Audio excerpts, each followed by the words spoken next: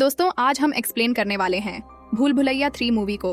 तो बिना किसी देरी के चलिए एक्सप्लेनेशन को हम शुरू करते हैं। तो मूवी की शुरुआत होती है 1824 में, जहां पर हम किसी लेडी को मेरे ढोलना सॉन्ग पर नाचते हुए नोटिस करते हैं कि तभी वहां के महाराज आकर उस लेडी को थप्पड़ मारकर घसीटते हुए पुरोहित जी और अपने आदमियों यानी कि सैनिकों के सामने ही जिंदा जला देते हैं।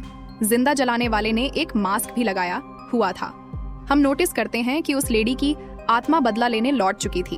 अस्थियों से ही आत्मा प्रकट होती है और इसी मास्क से वह अपने चेहरे को छुपाकर सबसे पहले उस सैनिक को जलाती है जिसने कि उसको जलाया था। खैर अब यहाँ से सीन प्रेजेंट टाइम में आता है, जहाँ पर हम रूह बाबा यानी कि रूहान को देखते हैं, जो कि भूल भुलैया 2 मूवी के रूह बाबा से अलग है।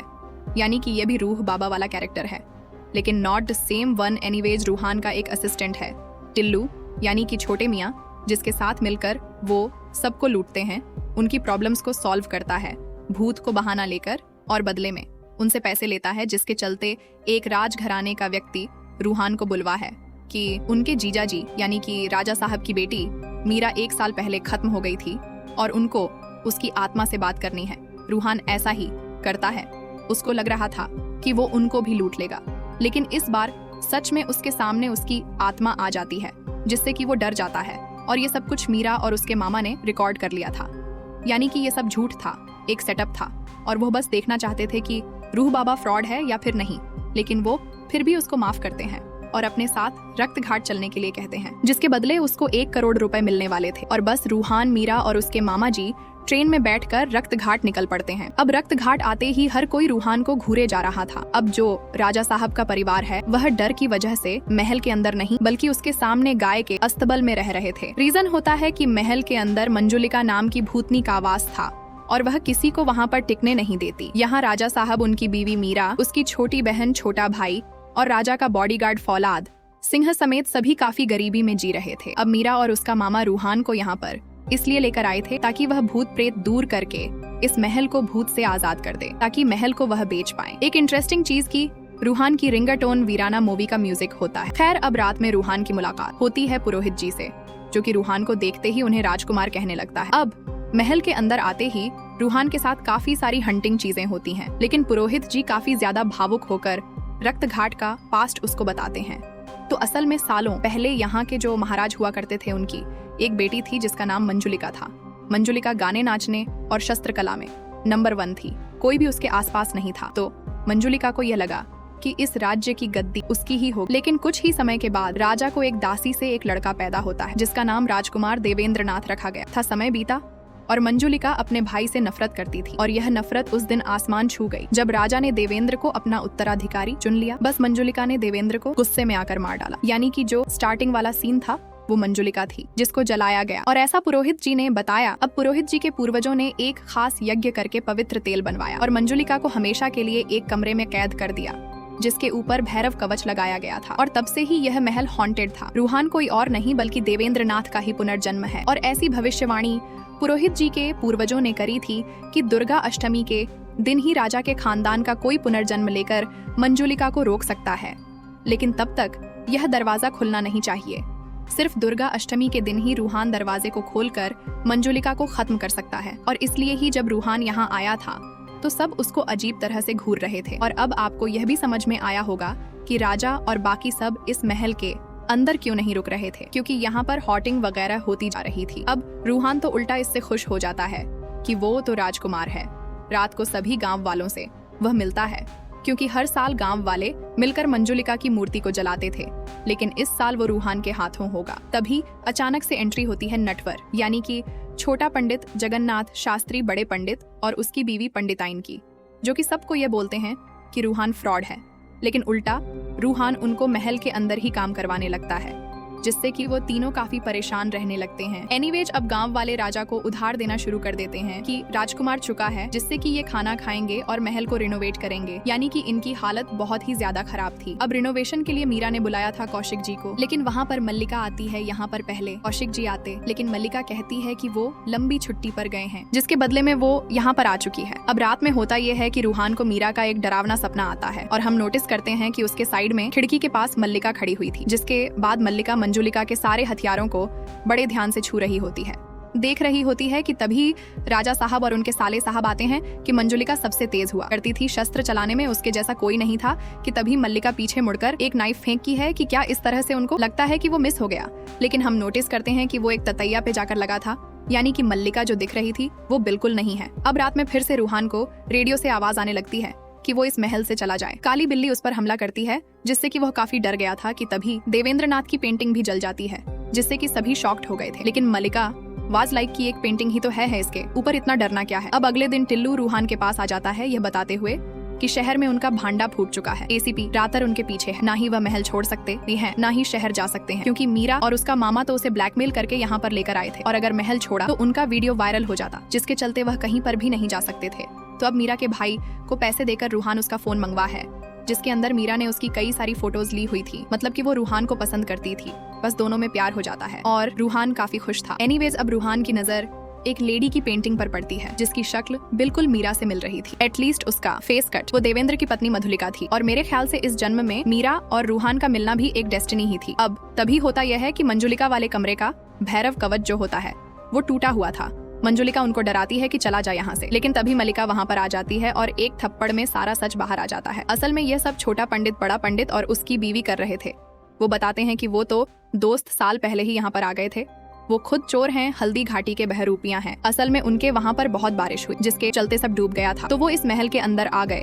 2 साल से वो यहाँ पर मस्ती में रह रहे थे, लेकिन रूहान ने सब आकर बर्बाद कर दिया और इसलिए वो उसको शुरुआत में पाखंडी बोल रहे थे ताकि इनका भांडा ना फूट जाए। वो ये बताते हैं कि जब वो यहाँ पर आए थे तो यह ताला पहले से ही टूटा हुआ था और वह रूहान को अभी तक इसलिए डरा रहे थे कि वह वहाँ से चला जाए और उनका भांडा ही ना फूटे, यानी कि जो भी हंटिंग क्यूब हो रही थी शुरू से लेकर अभी तक वह ये तीनों ही कर रहे थे। खैर अब आसपास सभी को यह मैसेज जाना जरूरी था कि यहाँ कोई भूत नहीं है, लेकिन डायरेक्टली बोलते तो उनके पूर्वज गलत हो जाते। इसीलिए रूहान यहाँ पर एक यज्ञ करके गेट को दुर्गा अष्टमी से पहले ही खोलने की सलाह देता है। यहाँ पर खाली नाटक करना था जिसके अंदर मल्लिका को मंजुलिका बनना था, जिसके लिए वो राजी हो जाती है। अब इसमें छोटा पंडित, बड़े पंडित और पंडिताइन को आग, बर्फ और धरती पे लोटपोट करके ये चीज करनी थी, यानी कि यज्ञ में साथ देना था।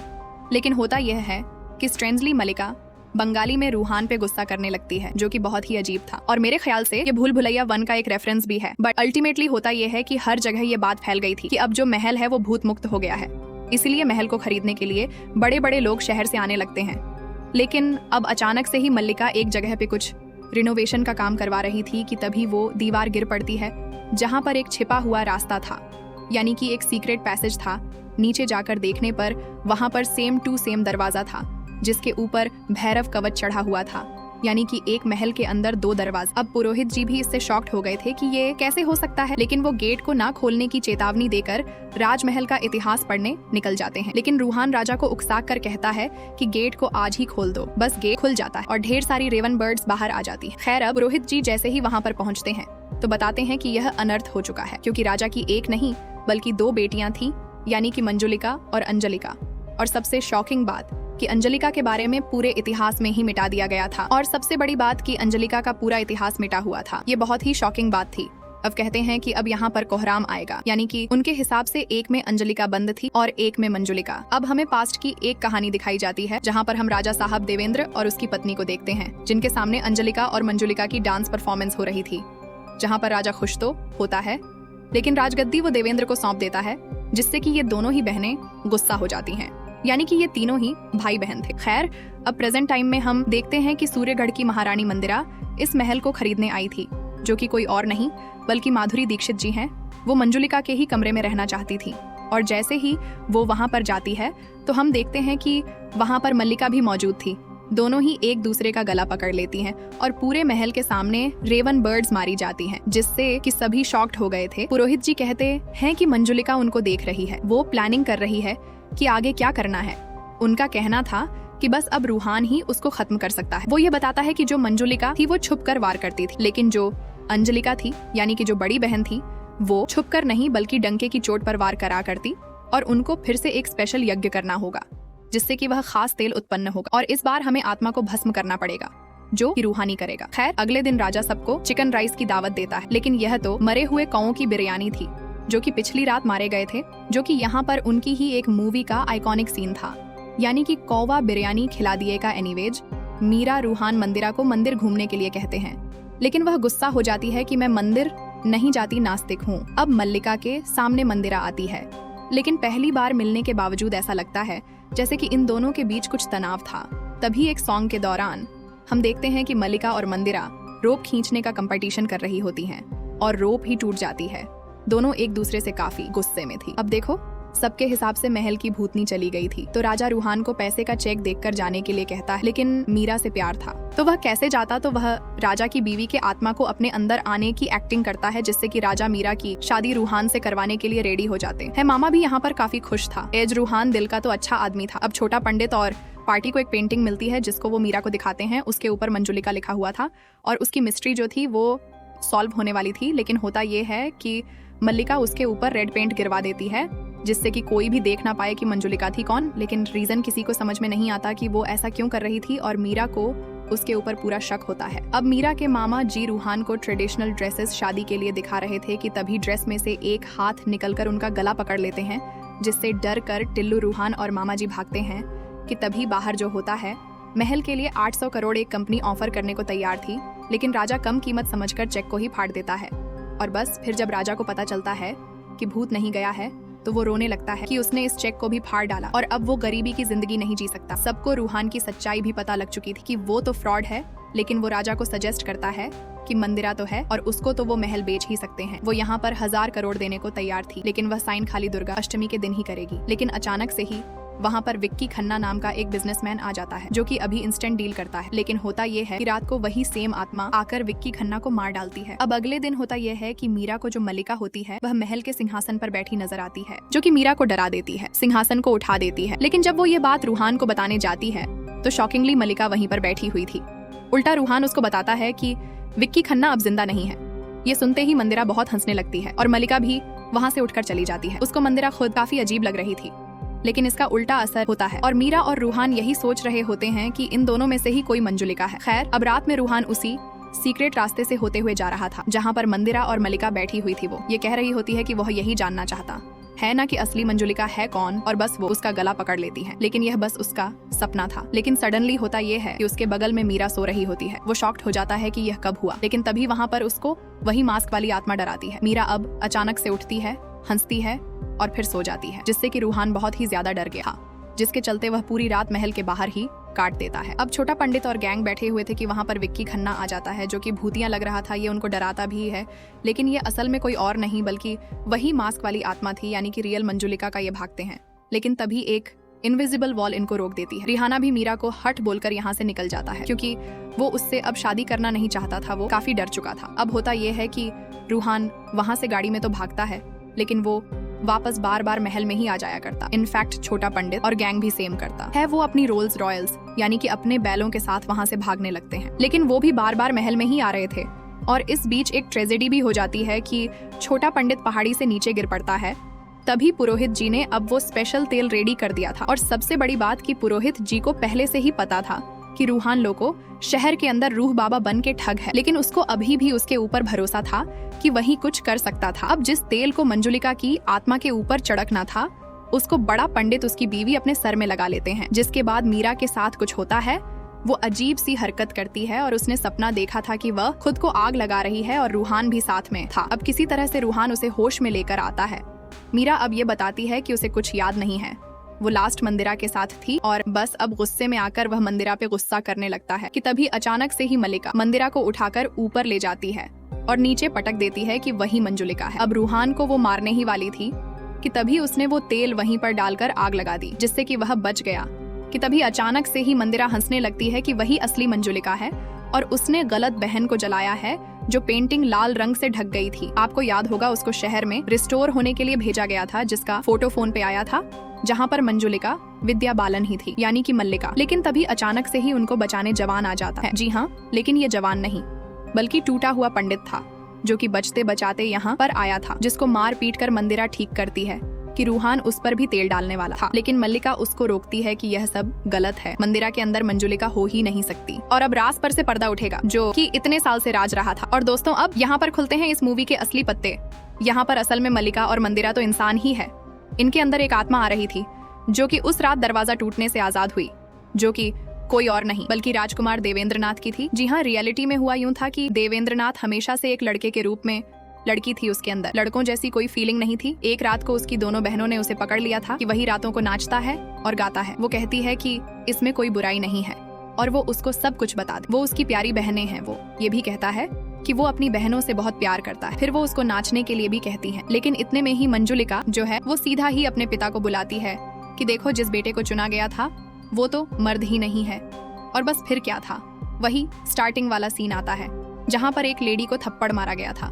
लेकिन वह लेडी नहीं थी बल्कि वह देवेंद्र नाथ था जिसको जिंदा जला दिया गया। यानी कि यहाँ पर मंजुलिका कभी थी ही नहीं। लेकिन एक राजा के लिए काफी बेइज्जती वाली बात हो चुकी थी, जिसके चलते उसने अपनी ही बेटियों को राज्य से निकाल दिया कि उन्होंने गद्दी के लालच में अपने ही भाई की बेइज्जती करवा दी, जिसके चलते राजा को यह कदम उठाना पड़ा। वह चाहती तो उसको पर्सनली यह बात आकर बताई जा सकती थी, लेकिन राजगद्दी के लालच में उन्होंने ऐसा किया, यानी कि देवेंद्र जला दिया गया। शायद उसकी बीवी ने भी खुद को आग लगाई हो, तभी मीरा को ऐसा सपना आया था।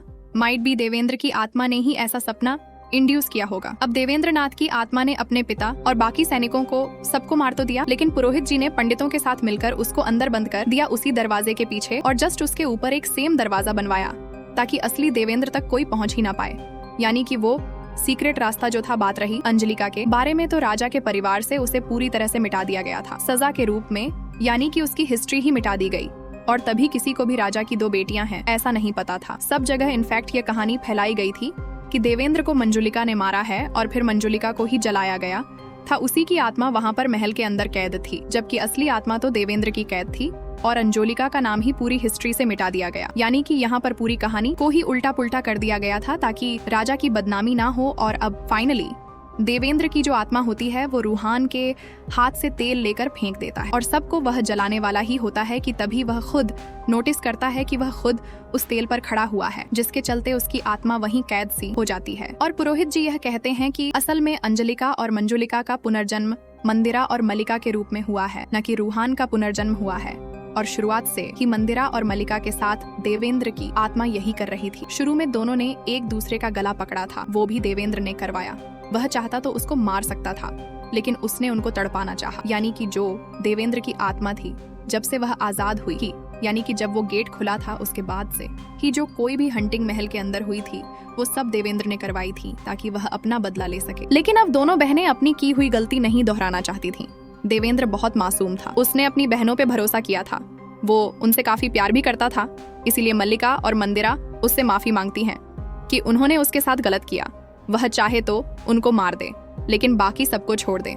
लेकिन देवेंद्र हमेशा से यही चाहता था कि उसको रिस्पेक्ट मिले, प्यार मिले, बहन उसको रिकॉग्नाइज करे, जिसके चलते उसके आंसुओं के साथ ही उसका गुस्सा बह जाता है और उसे मोक्ष की प्राप्ति हो जाती है। मूवी के अंत में हम देखते हैं कि मल्लिका ने कौशिक जी को मारा नहीं था। वो सच में छुट्टी पर गोवा गए थे और उसको बचपन से इस महल के सपने आया करते थे। एंड एडवेंचर आ गई। मंदिरा बताती है कि उसका तो असली नाम मंदिरा है ही नहीं, वो तो किसी और ही काम से यहाँ पर आई थी, लेकिन महल में आते ही वो खो सी ही गई क्योंकि उसका भी पास्ट यहीं से जुड़ा हुआ था, यानी कि उसका भी पुनर्जन्म हुआ था। उसका real name shockingly ACP Rathore होता है। जी हाँ, वही एसीपी जो कि रूहान को पकड़ना चाहती थी, लेकिन अब शायद वो ऐसा नहीं करने वाली। और अब इन दोनों को ही अपना पिछला जन्म याद आ गया था और अब इनके मन में महल को लेकर वह लालच भी नहीं था, क्योंकि लालच कितनी बुरी बला होती है आप देख सकते हो। और इसी के साथ में भूल भुलैया 3 मूवी यहीं पर खत्म हो जाती है। तो दोस्तों, अगर आपको इस मूवी की स्टोरी और मेरा एक्सप्लेनेशन अच्छा लगी हो तो वीडियो को लाइक, कमेंट, शेयर और मेरे चैनल को सब्सक्राइब करना बिल्कुल मत भूलना।